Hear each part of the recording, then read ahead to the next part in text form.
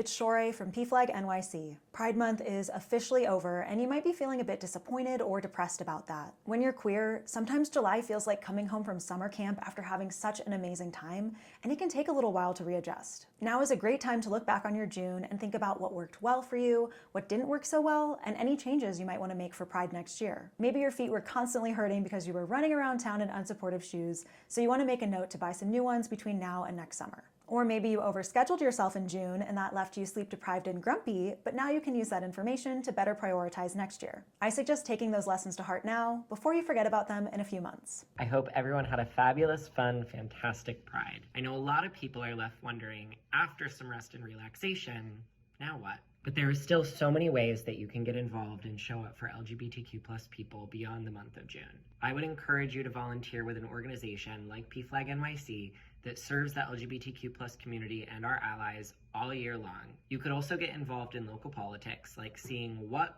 of your representatives were active during Pride and encourage them to uphold that beyond the month of June. And don't forget to vote in November here in New York City. Hi, it's Philip from PFLAG NYC. Happy not June, but still Pride, right? Pride 365. So like for me personally, as soon as July hits, I take a nap.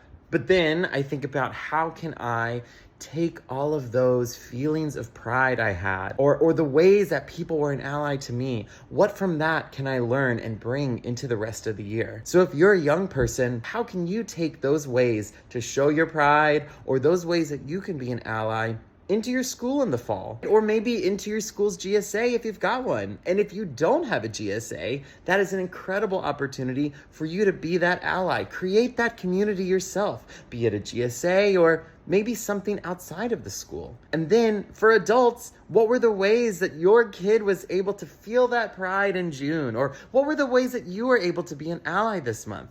And how can you bring that into the rest of the year? Hello, friends. Shelby here. Pride Month is over, and that can be difficult sometimes. First of all, I want to say no judgment if your bank account needs a little recovery break, relatable.